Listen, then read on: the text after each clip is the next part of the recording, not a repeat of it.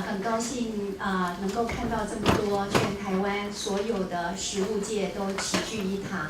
那这个是一个很大的盛会，因为我想在整个亚洲呢，有长远在这些受暴妇女跟儿少保的个案呢，一直从事在机构里的安置，然后一直从经验当中累积应该怎么样做，会更贴切这些在基层里面用非常大的复原力寻找他们生命出口的个案。那这些经验的累积呢，其实我想借着今天所有这2天与会的代表分享各国，那对于在台湾本土的伙伴来讲，一个很难得的机会，可以让我们致力于在自己国内的问题上面的时候，稍微可以抬起头来看，当全世界另外一个区块的国家里面，这些长期经营、深耕在妇女跟儿童权益的伙伴，如何分享他们的经验，如何分享他们的智慧，还有也分享他们对这个议题未来的愿景跟展望。那我想呢，时间上也就不耽搁，我们就先从第一位即将要分享我们马来西亚经验的善牧基金会在那边的 Sister Theresa, right? Yeah. Okay, so let's welcome. Oh, you will start first. Okay. Oh, Theresa? Yeah, sorry for that. Yeah. 所以呢，就让我们先从Sister Theresa 呢，先让我们分享一下在马来西亚的经验。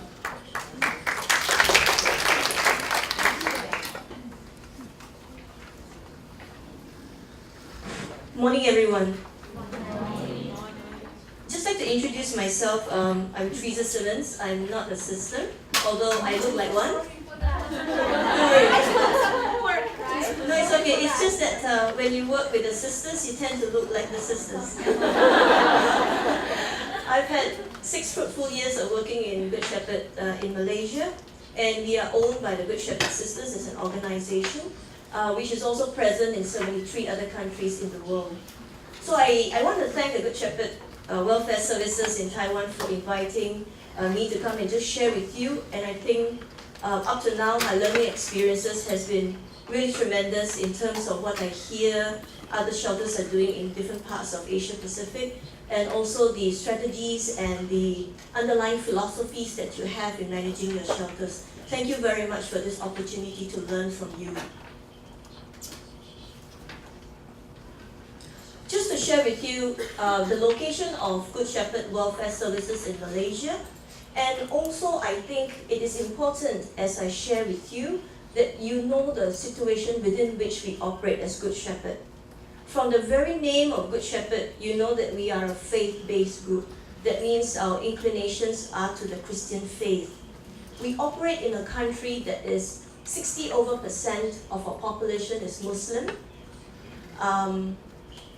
Christians form a very small minority of the population. The next biggest group would be the Chinese, and then it would be the Indians, and then it would be people of other races. So this is a demographic and a political situation within which we operate. And our major ruling party in the country, you've heard Suzanne speak yesterday, it's of the Muslim faith. Most of our government offices and the way the political system is managed, people at the top are all Muslims. So this is within which a Good Shepherd organization operates in an almost Muslim environment. So by the very nature of our name, we are not top on the list for funding by government-linked corporations. I've had to sign a letter of undertaking once from a government-linked corporation to say that we do not do evangelization, which we actually don't. And we heard that the check was in its last stages of being signed and it was pulled back. Yeah, because we are a faith-based group. So just to give you a scenario, also if you look at Malaysia, we are linked at the top to Thailand, which is also linked to Cambodia, to Vietnam, to Myanmar, to Laos, and everybody else at the top by land. So we have a very big migrant population in the country. We have 28 million Malaysians staying in Malaysia, but we have 4 million non-citizens, of which 2 million are documented, another 2 million are undocumented. we have a population of about 300,000 domestic workers who are Indonesians in the country. For every one domestic worker that's documented, there is another domestic worker that's not documented, working within the private sphere, the public sphere. You can get all these reports from the TIP report of 2012, done by the US Department of State. And also, we are a receiving country for refugees from Myanmar. We have about 100,000 refugees with us, of which 90,000 are Myanmarese, who are either seeking asylum within the country or who have been accorded refugee status in the country. So based on this demographics, this is the context, the social context within which Good Shepherd Malaysia operates. Just to share with you, this is Sabah, which is East Malaysia, and we are separated by the South China Sea, and we are located in both sides. If you visit East Malaysia, it is very rural. Development in East Malaysia is not as advanced as it is in West Malaysia. So on this side, where we are located predominantly as well, is all oil palm estates. And we are linked to Indonesia, and we are linked to Philippines at the top. It's also the entry point for human trafficking into the country because of the jagged edge of the coastline. So in 2010, we set up Good Shepherd Services on this part to help address the issue of migration and human trafficking into Sabah. On a national average, our poverty level is 5%, but if you go on to this side, Sabah is 20%. A quarter of Sabah's populations are not Malaysians. They are Indonesians, they are Filipinos, they are people who have come in search of a better life on Malaysian land. So I hope I've given you a demographic and a situation within which we operate, and that will help me as I present to you to know where we are coming from as an organization. And Good Shepherd Taiwan just now shared very strongly about your core mission, your system of belief, your core values. In the same way, Good Shepherd Malaysia expresses that as well in the way we operate in the country. And 3 of the core values of Taiwan are our core values as well in Malaysia. So that's how the Good Shepherd services are linked. We started in Kuala Lumpur in Ampang with this center in 1960 it started there, although the presence of the sisters in 1956. That center is still operating at the moment, and it's still serving the same clientele of teenage girls at risk. We have a crisis center up north in Ipoh. This is a center for women in domestic violence, pregnancy crisis, and other forms of crisis. We are present in Sabah, in 2 towns, in Sandakan and in Kota Kinabalu, and we have a crisis center in both places. I will share with you what we do. And in rural Sabah, which is all the rest, we run 2 hostels, and we have numerous outreach programs and community development programs in these areas. When we first started out, the thrust of the Good Shepherd Sisters was shelter, providing shelter work and residential services. But as we went along, we realized that by the time the woman or the girl ends up in the shelter, it's too late. You know, she would have had her series of chaos and trauma by the time she ends up in the shelter. So what can we do as a preventive measure to do outreach programs and to hopefully to prevent the person from coming into a shelter situation? I will now take you through the services that we have in the country. It's not important to you where they are located, as long as you know when I say KL or Ipoh, it's on that side. If I say Sabah, it's on this side, so that you have an idea of the poverty rate and the clientele and the demographics within which we operate. I also hope that as I share today, my fellow colleague from Malaysia, Suzanne, we met in the lift. We have not met before coming here. So, you know, it's really an opportunity for me now to share with Suzanne if her shelter doesn't have enough places. Think of us because we may have some places to accommodate the women who are in need. And also if she needs to send a woman back to India or to any part of Asia Pacific where Good Shepherd is present, please give us a call and we will link you up and try to connect with Good Shepherd services in other parts. Yeah? So the possibilities of networking is limitless. We celebrated 50 years in 2010. Yep, so I've given this book to Good Shepherd Services Taiwan, yeah. And these are our vision. And this vision is also the vision of Good Shepherd Taiwan. It's coincidental, we did not plan to have the vision together, yeah? One person is of more value than the whole world. So when we speak of this, it's not just the people who come into the shelter or who need our services, but this also applies to the staff who work with us. Yeah, because it's through the capacity building of the staff that are in services with Good Shepherd, that's how the professionalism and the service delivery would be. So we invest a lot in staff development as well. And this is our mission, very simple. We are committed to reaching out with respect and compassion, empowering each person to wholeness and full potential.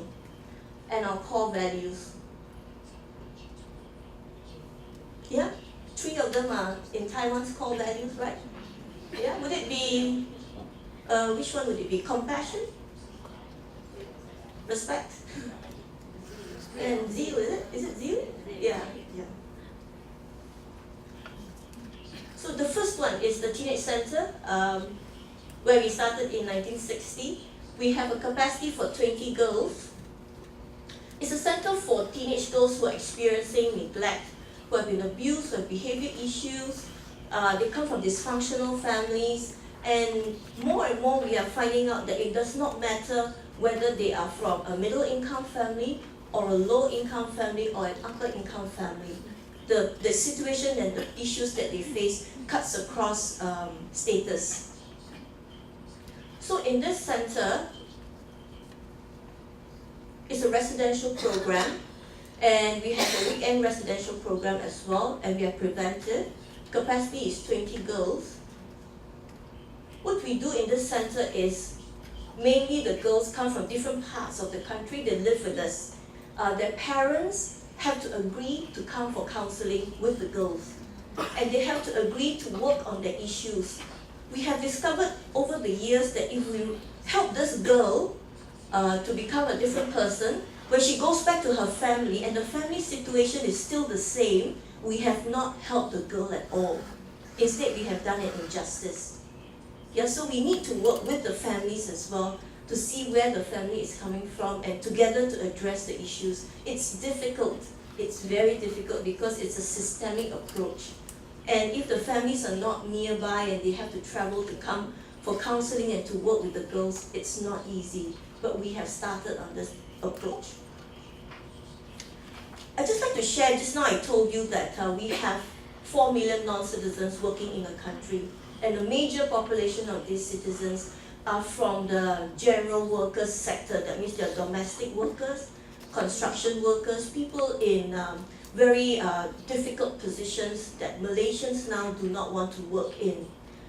We have started a shelter in Kuala Lumpur for migrant women and refugee women who are experiencing gender-based violence, and migrant women who are trafficked for labor. We cannot handle the sex trafficking cases because it's too dangerous, but we can handle the labor cases, and we started this shelter just to let Suzanne know. When Tenaga closed its shelter, we took over the women. Yeah. Migrant women who have been trafficked for labor, refugee women and their children experiencing gender-based violence. Last year, we sheltered about 50 Cambodian women. When Malaysia and Indonesia got into a stalemate over negotiations of the sending of domestic workers to the country, the agents, it's a supply and demand situation. Once the supply stopped, the agent looked at new sources of supply, and they moved the attention from Indonesia to Cambodia. And as a result, we have many Cambodians now in Malaysia working as domestic workers. They come from very, very harsh situations, and when they enter the country, we are, currently Malaysia is now known as an upper middle income group. Yeah, we have that. We have moved in terms of positioning. And so when they come in, it's difficult to work and to assimilate into an urban environment from a rural environment. So we have sheltered these women, and when we repatriate them, we send them back home. We work with other NGOs in Cambodia as receiving parties. Yeah, so the Cambodian NGO will be at the airport to receive the women. so that they are not re-trafficked, or the agents are not waiting for them, because for most of them, they still owe the agents money. This is our center in Ipoh, in Perak. It was established in 1975.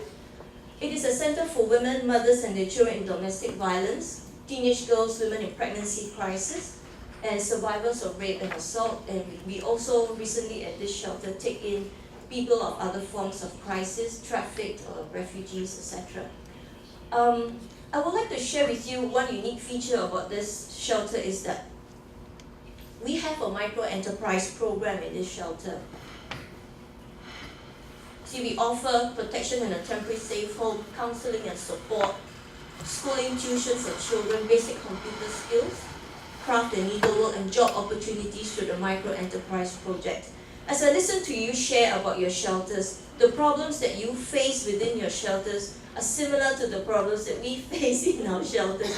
No matter which country we come from, the problems are the same. But we at this shelter, we've managed to start off a micro-enterprise project that helps to sustain the running of the shelter and gives the women who are in residence with us, because when they come in pregnancy crisis, depending on which stage of the pregnancy they come in, they could stay for as long as 5 months, for as long as 6 months, or for as short as 1 month, depending on when they deliver their child. So that when they're with us, we find ways to help them in the whole therapeutic restoration. And one of the things that we do is we have opportunities available to work in the kitchen. We have a semi-commercial kitchen within this center that offers job opportunities for the women who are in residence. So for the women who are in residence, we actually sign up a contract. We have a contract for them to sign. So they actually tell us, we offer them a job, and they say, okay, I'm willing to come in to work for this number of hours within the kitchen, and this is the amount of money you'll be paid. At the same time, it teaches the women how to come to work on time, what are work ethics, how do you dress up when, things like this. It helps the women. And we have managed through this program to actually give the women some form of income so that when they leave the shelter, they can start again. Many of the women who come to us who are in pregnancy crisis do not have means to look after themselves. That's why they're in the shelter. And they come from very poor sectors. We had a girl who was with us. She was working in a factory. She had a whole scalp. Her hair, she had long hair, she was an Indian lady, and her whole hair got stuck in the machine. And when she came to us, the whole scalp had been pulled away, and she was expecting. So while she was with us and she was writing out her pregnancy term, we got her involved in a micro-enterprise, and we gave her the money. And with that money, she bought her first jewelry, some gold necklace and stuff like that. And you should see her face when she got these things. The joy and the pride that she herself earned the money. These are things that even if it's just 100 ringgit, it's things that we cannot replace. It's things that the women themselves worked and earned. And it gave her that confidence that, it's 20 minutes already? Oh, okay, gave her that confidence that she could do it herself. And so we run a shop in a hospital. We have 2 stores in 2 factories, and we also do Chinese New Year and Christmas cookies. A similar shelter in Sabah. For many years, we were the only residential service for girls in pregnancy crisis in Sabah and girls in domestic violence situations. The programs offered here are the same as in Ipoh. These are beads that were made by the women. Same thing. And we also recently started micro-enterprise project for the women. And Body Shop International, if you know Body Shop, they helped us with the seed money to start off this program in Sabah. And if you know the project of Body Shop, Stop the Traffic, have you seen yellow with the hand and in all the Body Shop outlets? Yeah, the hand cream that they sold in Sabah, the proceeds went to us because we are working with this group of people.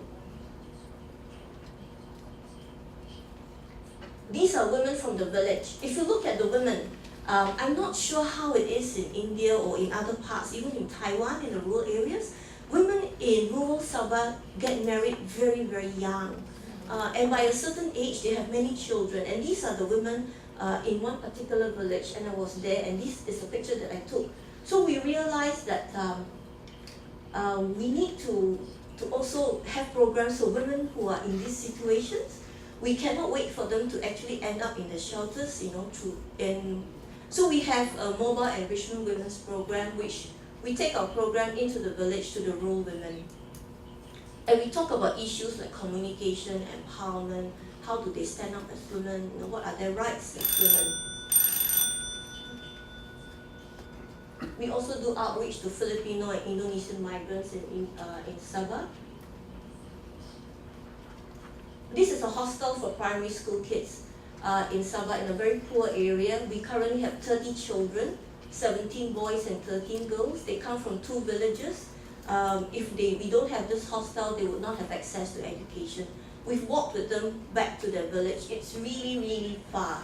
And they start off at 5 in the morning, and they don't end up in school. They end up fishing, they end up by the river, or if it rains, they don't come to school. So now we've run this hostel. This is our 2008, 9, 10, 11, 12, our 5th year. And we have some children who have been with us since the 1st year. And you can see them grow physically and academically as well. This is a hostel for secondary school girls, same principle. Yep, thank you. This is rural community development. We have currently started a new project in one very rural area in Sabah, where we have brought together our children's program, our youth program, our women program, and our family program into an area that has got 5 villages. Yeah, and so we're doing community development, and we hope that through this way we can help to empower the villages. This is our children's program. And this is our mobile resource program. What we do is we have 4-wheel drives. We pack the 4-wheel drives with our learning materials, and we go from village to village. Okay, so I just want to end with this. This is our youth program. Very important is this whole sector of the youth who have left school, who are in between now, between college and working life. And how then do we help them out? So these are the programs that we have in Malaysia. Yeah, these are our brochures. Yeah, so we have learned, as you mentioned on the first day, that the programs are worthless, will not carry us very far if we don't start advocacy, and if we don't start documenting what we do to lead to systemic changes within the system, within where we work. So our next priority as Good Shepherd Malaysia is to strengthen the programs that we have, to network with people like you, and to learn, and to capacity build what we have, and to start an advocacy section, and to start doing research, and to say, these are our experiences, how does it compare to the laws in the country? How does it compare to international standards? How are we looking at CEDAW? How are we looking at UDHR? How are we looking at the child rights protection? And for the first time, the report that Suzanne showed you yesterday on CEDAW, for the first time, Good Shepherd's name is there as a list of contributors. And we are very happy to have come to this stage in the development of our work in Malaysia. We hope to do more because advocacy is important. Yeah, and I'm so glad that Suzanne is here, besides all of you, that is, because when I go back to KL, I know I have a link to an organization that's very, very strong in advocacy and women's issues. So thank you very much for listening. Thank you.